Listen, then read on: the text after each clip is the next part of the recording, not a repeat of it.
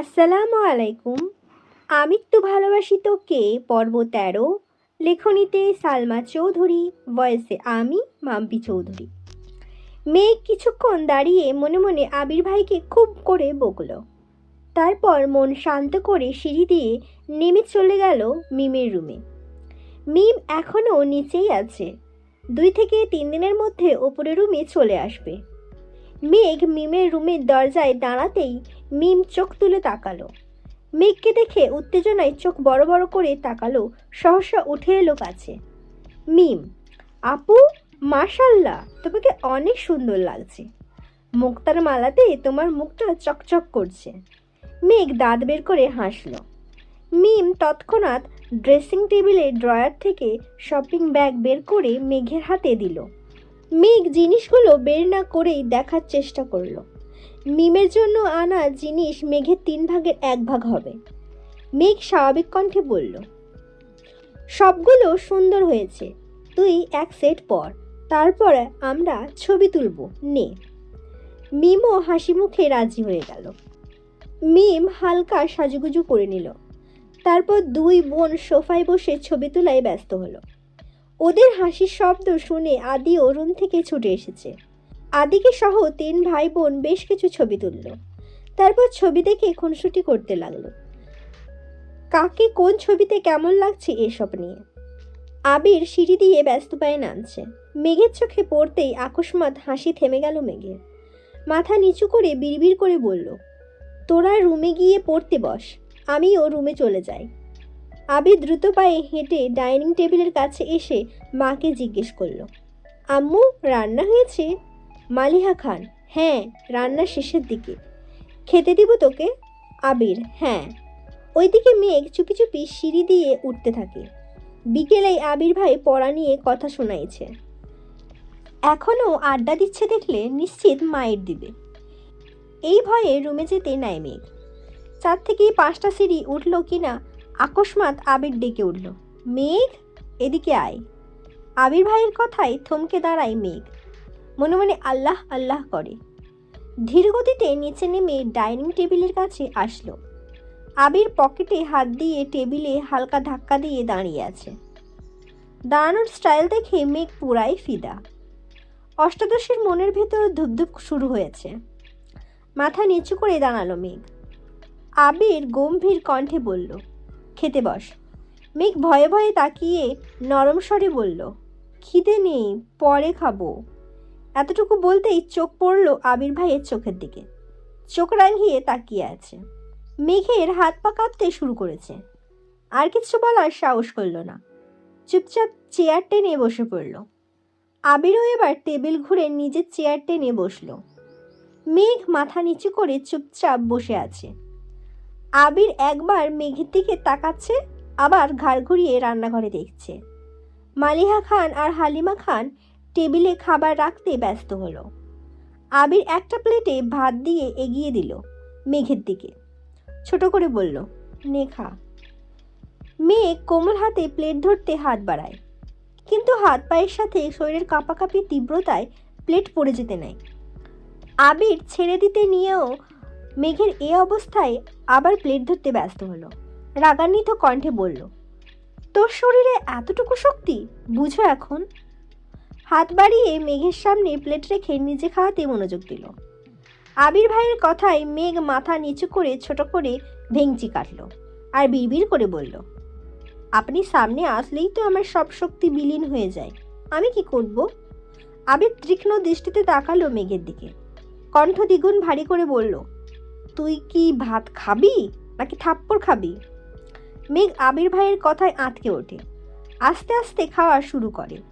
মেঘের এই ধীরস্থির গতিতে খাওয়া দেখে আবির বেশ কয়েকবার তীক্ষ্ণ দৃষ্টিতে তাকিয়েছে, কিন্তু কিছু বলছে না। নিজের খাওয়া শেষ করে বেসিন থেকে হাত ধুয়ে এসে পুনরায় চেয়ারে বসলো।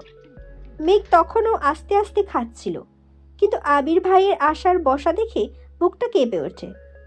খাওয়ার গতিটা কিছুটা বাড়িয়ে দিয়েছে।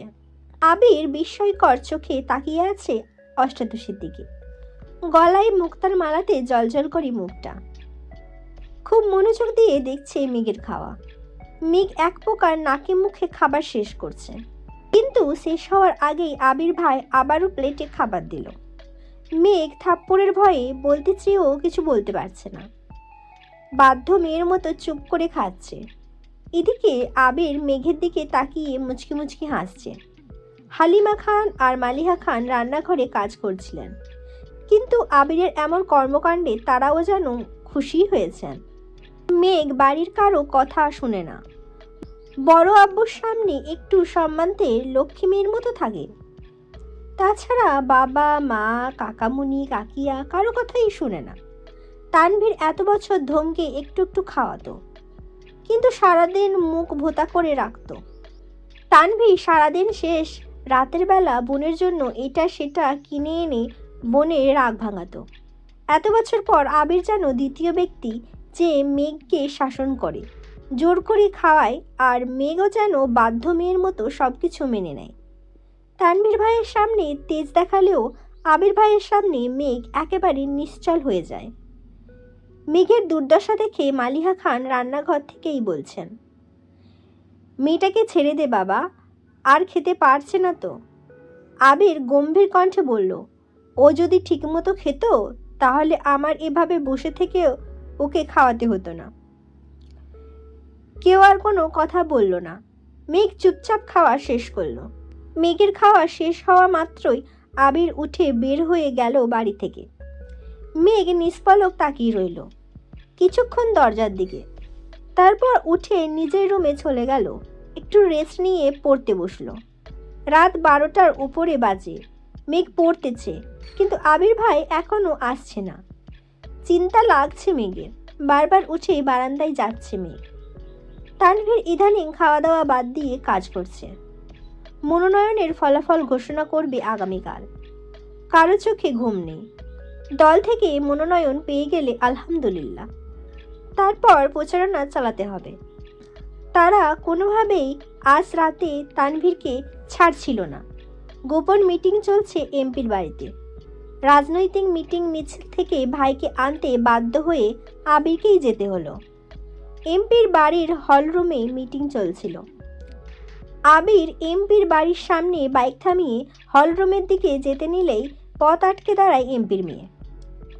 আবির চোখ গোল গোল করে তাকালো মেয়ের দিকে, রাজভারী কণ্ঠে বলল, পথ আটকে দাঁড়িয়েছেন কেন? মেয়ে হাসি মুখে উত্তর দিল, আপনাকে আমার অনেক ভালো লাগে ভাইয়া, প্লিজ আপনার নাম্বারটা দিবেন। আবির কণ্ঠ দ্বিগুণ ভারী করে বলল, আপনাকে তানভীর বলেনি আমি একজনকে ভালোবাসি? মেয়ে এই কথা পাত্তাই দিল না, হাসতে হাসতে উত্তর দিল, আমি তো তানভীর ভাইয়ের কথা বিশ্বাস করিনি, উনি আমার সাথে মজা করেছেন। আবির গম্ভীর কণ্ঠে বলল, তানভীর সত্যি কথা বলেছে। মেয়ে এমনভাবে হাসছে যেন মনে হচ্ছে আবির যোগ করছে। আবির এবার দীর্ঘশ্বাস ফেলে রাগান্বিত কণ্ঠে বলল, শুনো মেয়ে, এই আমিময় আবির অন্য কারো মালিকানায় বন্দী। আমার জীবনের অস্তিত্ব জুড়ে শুধু তার রাজত্ব চলে। এমপির মেয়ে অবিশ্বাস্য চোখে তাকালো আবিরের দিকে, কোমল কণ্ঠে বলল, আপনি সত্যি সত্যি কাউকে পছন্দ করেন? আবির সহসা বলে উঠল, সে আমার পছন্দ বা ভালো লাগা নয়, সে আমার ভালোবাসা। আমি আমৃত্যু ভালোবাসবো তাকে। মেয়েটার চোখ টলটল করছে। এটা দেখে আবির এবার বিরক্তি নিয়ে বলল, শোনো, আমি শুধুই তোমার মোহ, দুদিন পর সব মোহ কেটে যাবে।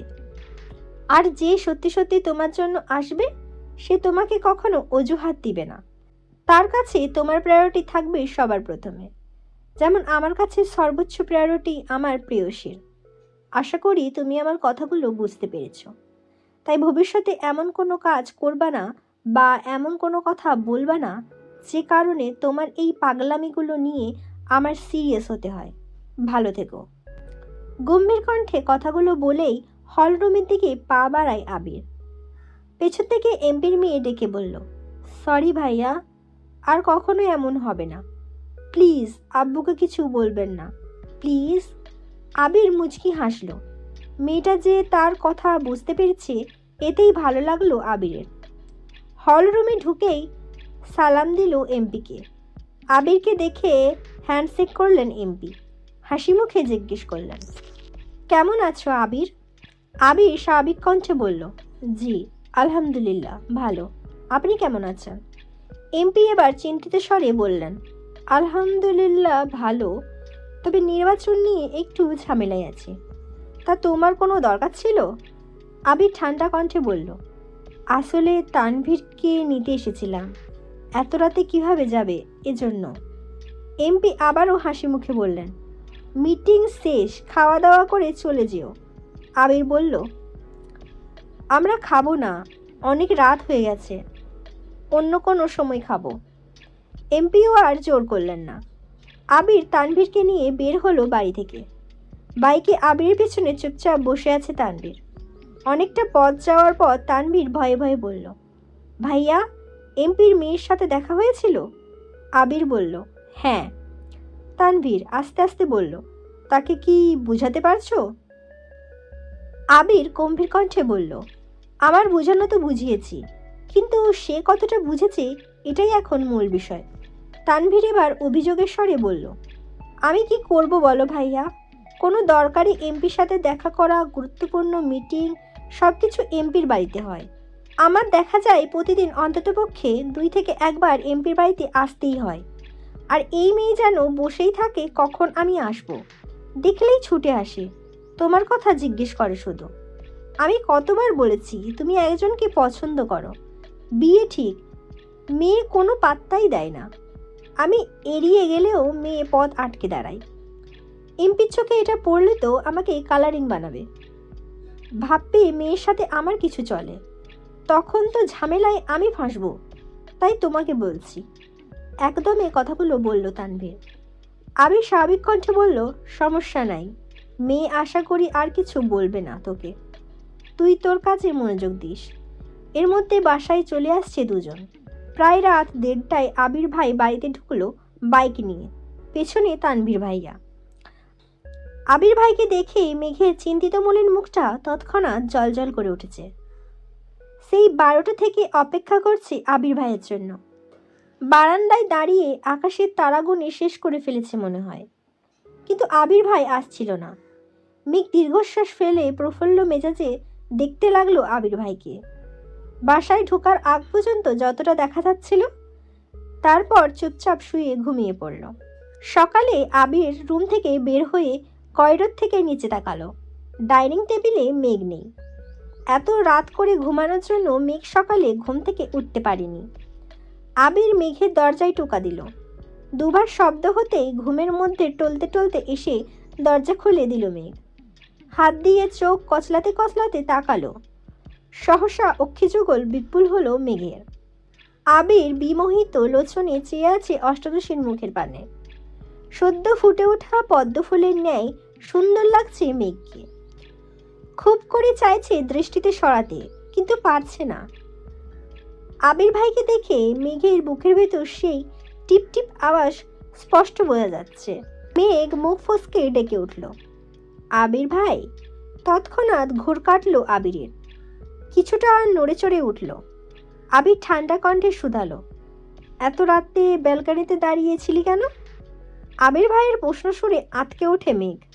আকস্মাৎ চিরচেনা গতরের কাঁপাকাঁপি তীব্র হয়ে ওঠে। বুকের ভেতর হাঁসফাঁস শুরু হয়েছে। হৃদস্পন্দন অনেক বেশি জোরালো হলো।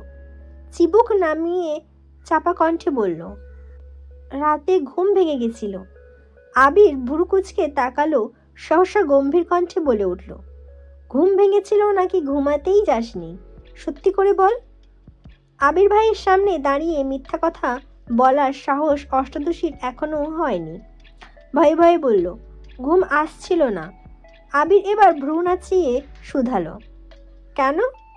মেঘ আর কিছু বলতে পারছে না। মনে হচ্ছে কথা আটকে আসছে গলায়, কোনো আওয়াজ বের হচ্ছে না মুখ থেকে।